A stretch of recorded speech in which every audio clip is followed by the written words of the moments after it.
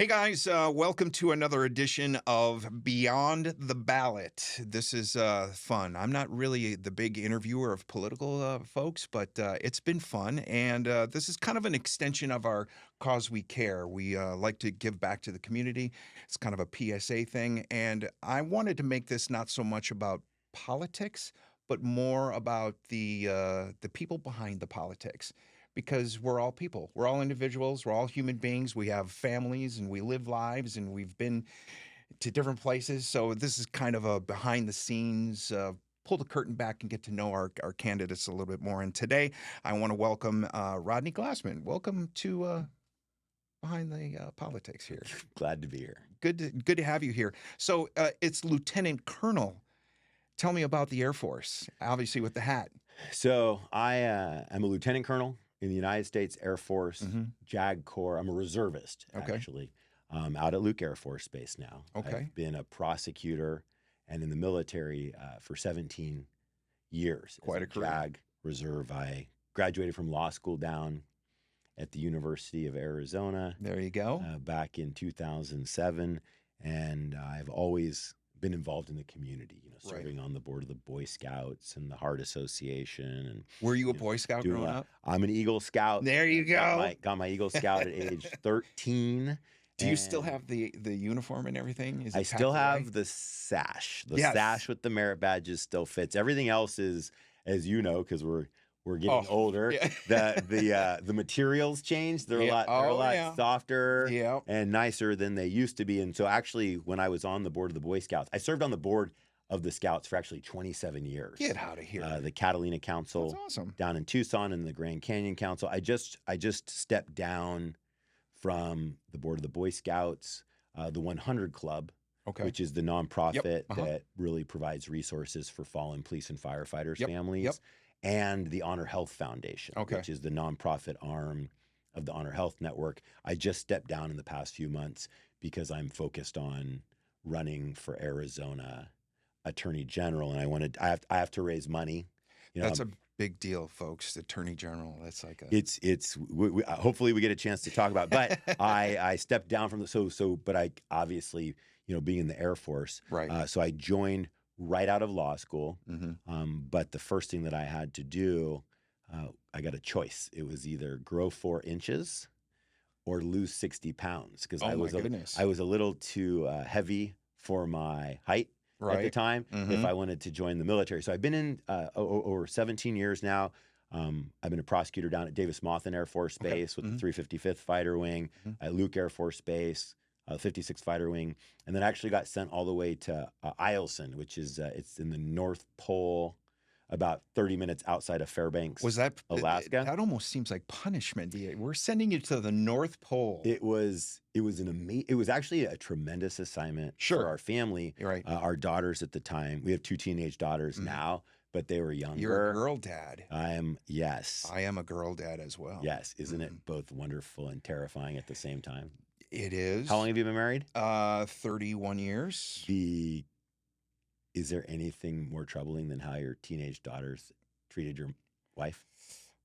No. Well, it was Be careful because this is being recorded. It was a very interesting dynamic because we're very hands-on, but yet hands-off. Yeah. We wanted our girls to learn and do all that.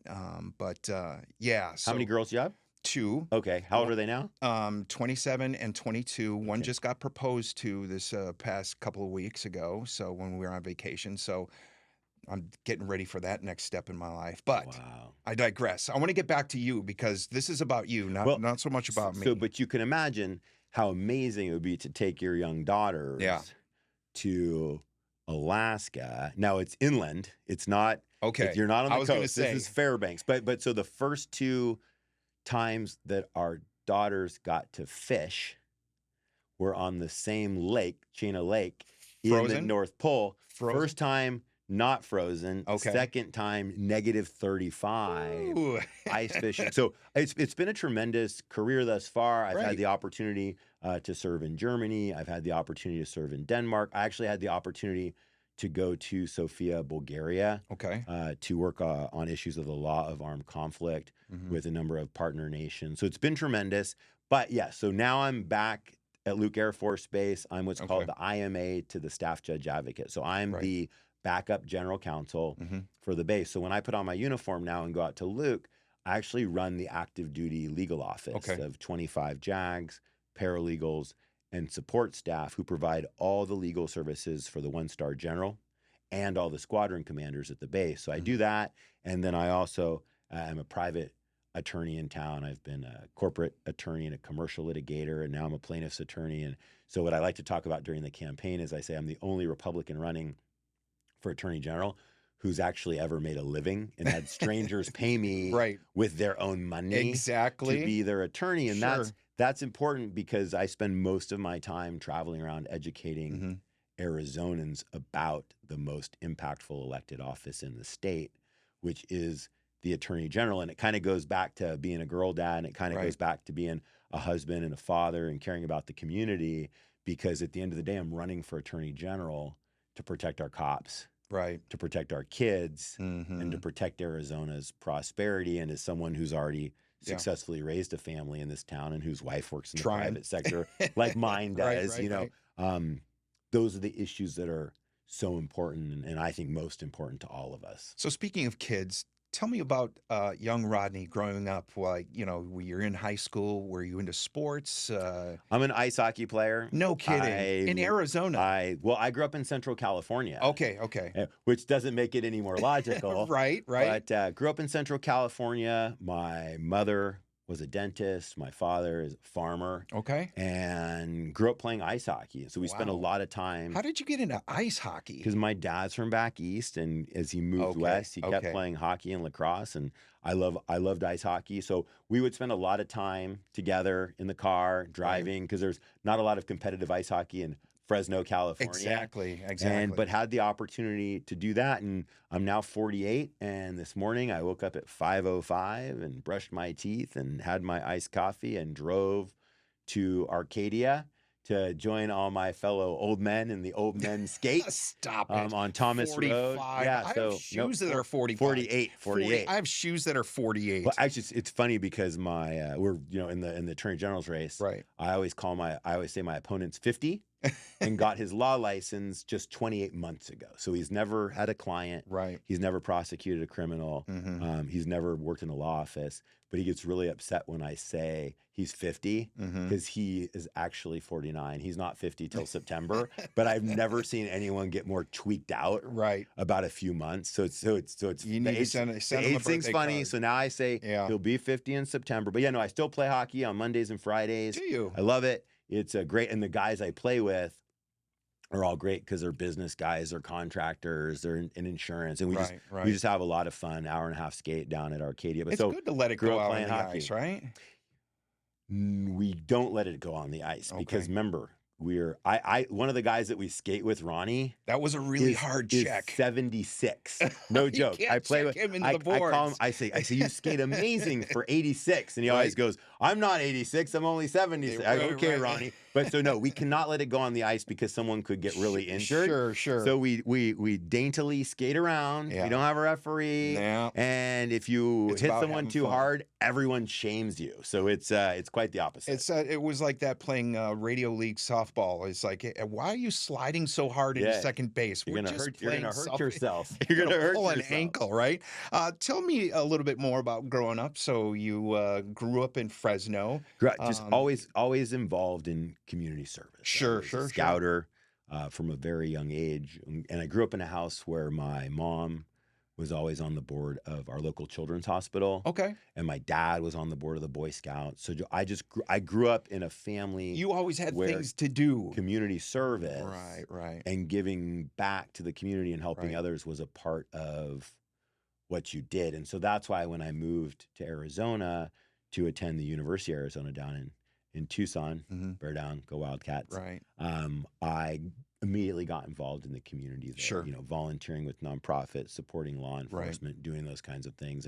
And that's just something that I believe in very strongly. My wife, when we were in law school, she was involved. Is that where you met in school? We met in law school. Nice. I married my law school sweetheart, been married almost 17 years. So I live with 3 girls, yeah, obviously, you do. Yeah, you and a do. boy dog. But you know what they did to him 6 weeks in, just to remind him, who's We're boss. cut from the same cloth, I have boy dogs, and yeah. Well, and that's you. So you have the perfect career because you get to talk on the radio. And I always open every speech on the campaign trail. I say, I'm really glad to be here. I'm really glad to share information about the Arizona's most impactful office. I love talking about the Attorney General, and it's because I'm married to my law school sweetheart. I have two teenage daughters. I don't get to talk at home, and Right. everyone like gets that. Drive the car, carry the bags. And, That's our gig. and don't be embarrassing. No, that's what I step out to do on purpose. So since you have two Dad daughters, jokes. I want to know if you have any insight. Why is that when you go to school drop off and you pull into Carline, they turn down the radio so no one can hear the music that they're playing? Is that the dads? the daughters? The Did your daughters? daughters used to do that too?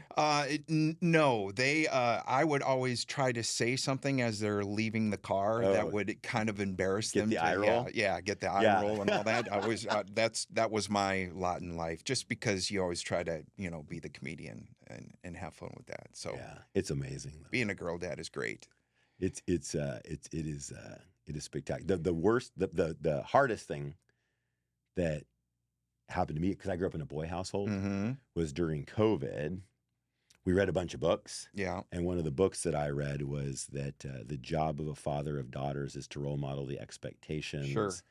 he wants his daughters to have Yes. in a husband. Exactly. And once that light goes on, Right. it is truly a shift Yes. in the world. Yeah. And Well, so- I think your daughters will judge their boyfriends on your upbringing. They'll go, Yeah. not like my dad, not like my dad. I'm like, you know what I mean? 100%. Yeah. So that's awesome. So how did you get in the military? I mean, how did they? Was it your dad and your mom, were they involved? in the military? No politics or military in the family background. Okay. But being at the University of Arizona, I played ice hockey down there. I actually played for the Davis-Monthan Air Force Base Okay. ice hockey team.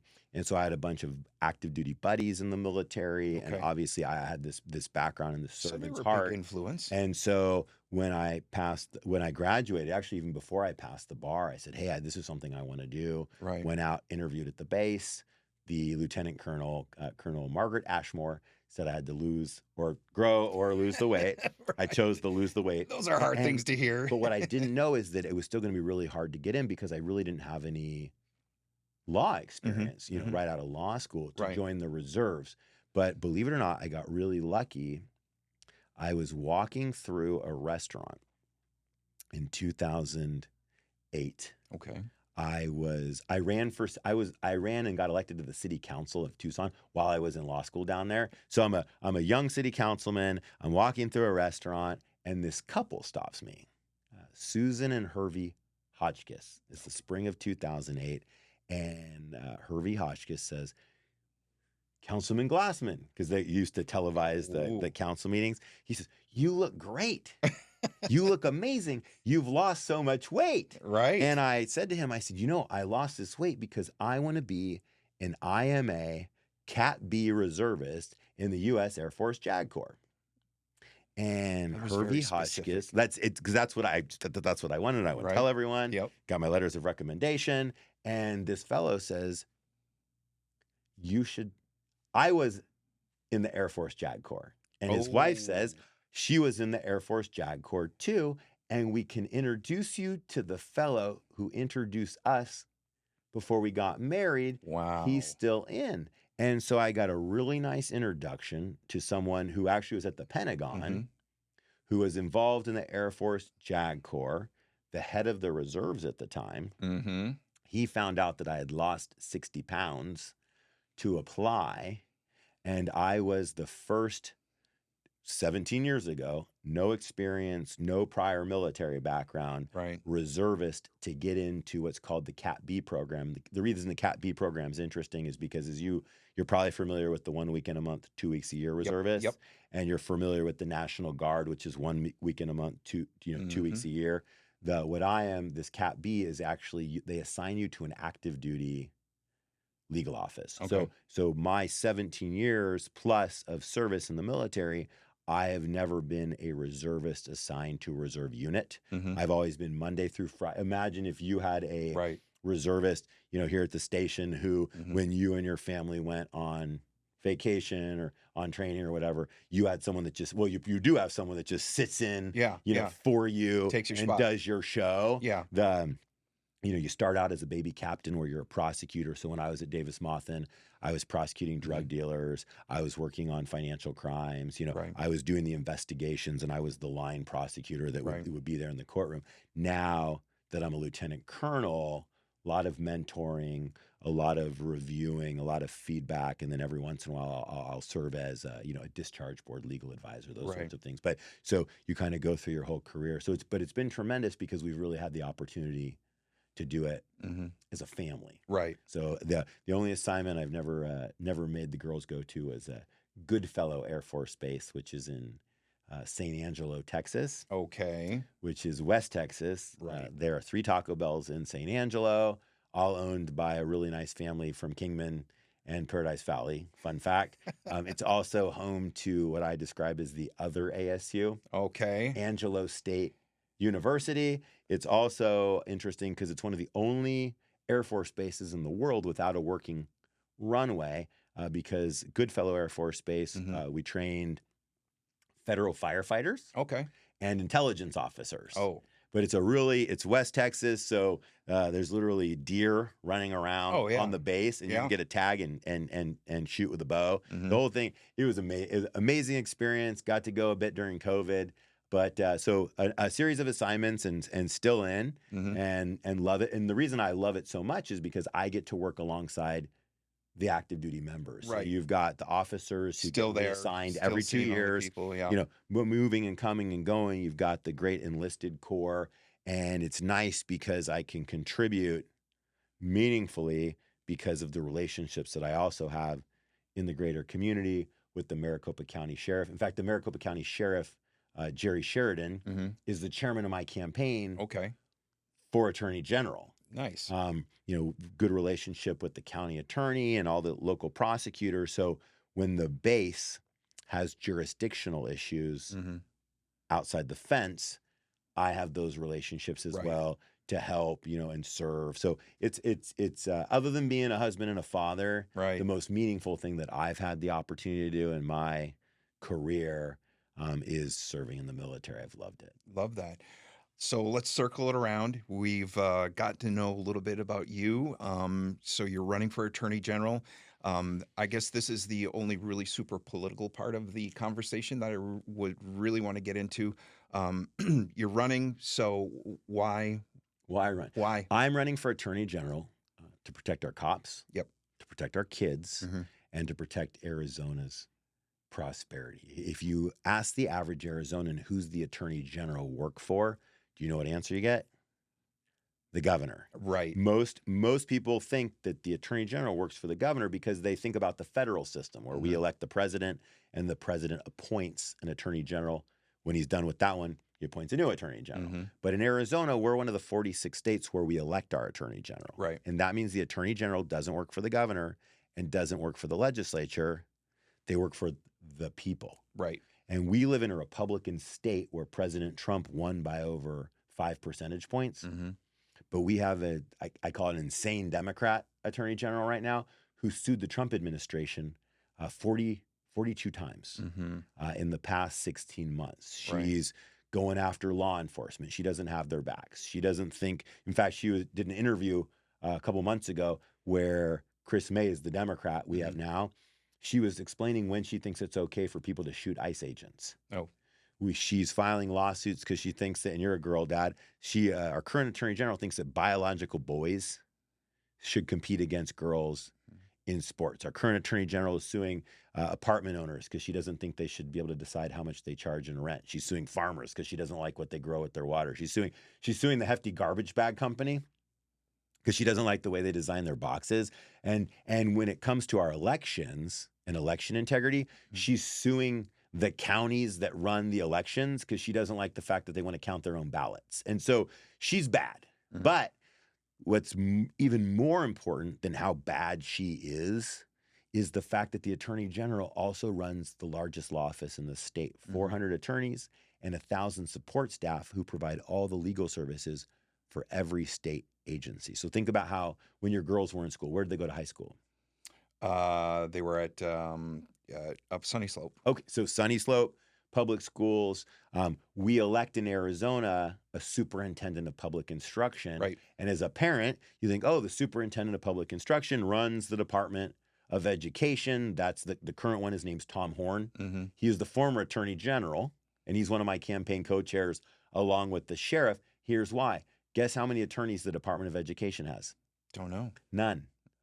They're all assistant attorney generals that work for the elected attorney general. When you hire a contractor to work at your home, they report up to the registrar of contractors, who's appointed by the governor. But guess how many attorneys the registrar of contractors has? 0. They're all assistant attorney generals. Yeah. The Department of Real Estate, Department of Health Services, if you go to the hospital, the licensing boards, if you care about kids, child protective services. None of the state agencies have their own attorneys. They're all assistant attorney generals who work for the elected attorney general. Same thing with rooting out waste, fraud, and abuse. You know how many investigators the governor's office has to root out waste, fraud, and abuse? Is that 0? 0. They work for the attorney general too. And so the reason that's so important is my job as the candidate is to go out and educate Arizonans on why this is the most important Republican primary and the most important general election coming up in 2026.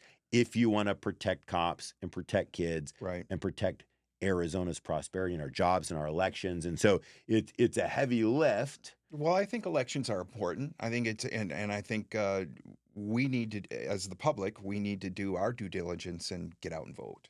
We need to get out and vote, but we also need to know who we're voting for and what the job is. And that's so critical. But if you think about it, everyone's so busy with their families, with their jobs, hopefully taking care of their spouse and doing all that amazing stuff. And so from that perspective, that's why I am finding just being out on the campaign trail, whether it's breakfast in Kingman at 9 a.m. on Monday or going to Gold Canyon, Apache Junction, later today, traveling the state, going to Tucson, going to Flagstaff and traveling all across the valley.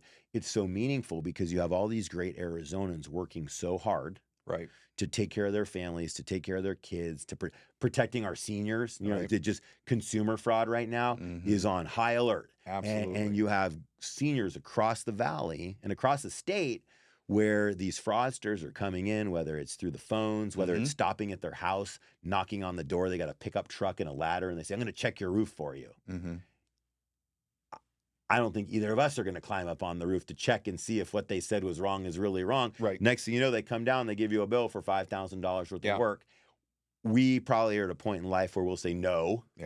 But there's so many people who can be taken advantage of. And so having someone that's going to fight for us with the experience, taking you back to the Air Force and being a prosecutor and running a law office. And that's why our campaign is so strong. That's why, when people visit our website, at rodneyglassman.com, and they can get involved. They can see who stands with us. Because if you care about protecting cops, kids, and jobs, then it's about our campaign. There you go. Hey, I appreciate your time. Rodney Glassman, running for Attorney General. Thank you for being here, and thanks for taking us beyond the ballot. We love it. Thank you very much.